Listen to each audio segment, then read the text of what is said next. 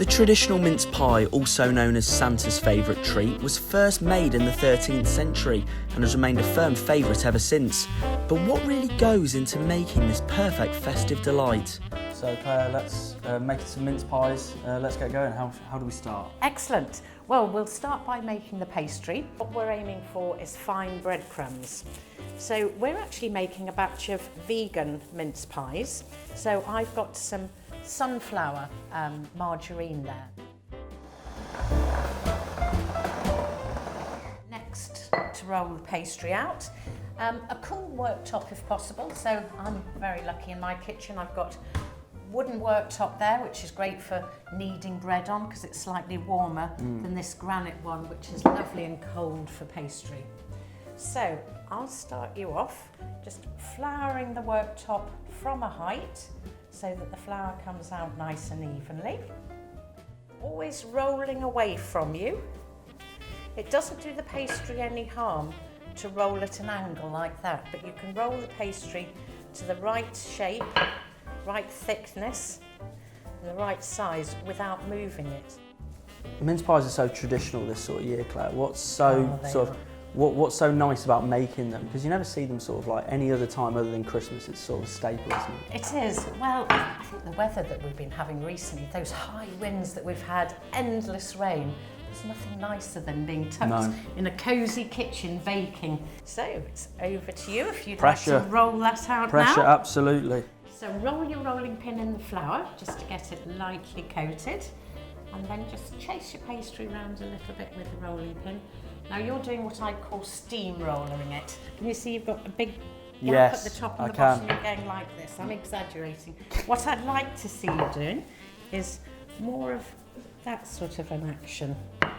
Gently treat it like a lady, Will. That's it. Are we making progress? You're making progress. So you're looking for the thickness about of a pound coin. Cutting your tops fairly close to each other.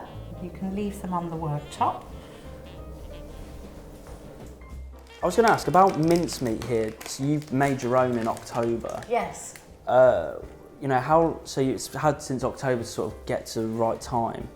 What makes it so special compared to, say, shop-bought mincemeat? You can get it in a jar. What's so nice about home cooking it? This, you can see, is quite bitty. You can really see the fruit in it. I've probably, because of my tastes, I've gone a little bit more orangey, a bit more mixed spice than a commercially produced one. I've been able to make it suitable for a vegetarian diet. And I think if you smell it, it smells better than commercially produced.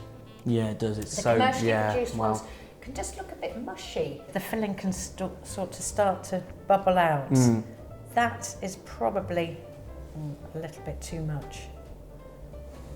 So about that much in each one. So lids into the water. We'll get a production line going now. Perfect. And I've got some caster sugar here, which I'm just going to sprinkle over the top from a height, so this will just give them a nice crunch. So those you could cook straight away, or you can freeze them in the tray, ready for Christmas. Excellent, so they're ready for the freezer.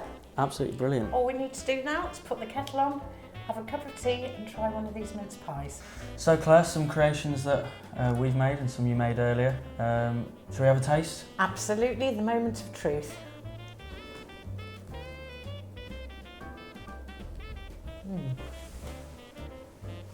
Yeah.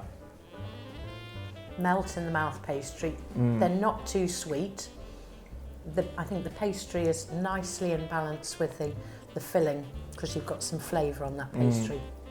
Absolutely. No, it's like you say, the pastry is nice and crumbly, yes, but it's soft as well. And then, like you say, the batter, because that's always important, I think, sort of how much mincemeat you have to pastry. Yeah. And it's just perfect. And the mincemeat itself, no, absolutely perfect. Thank you.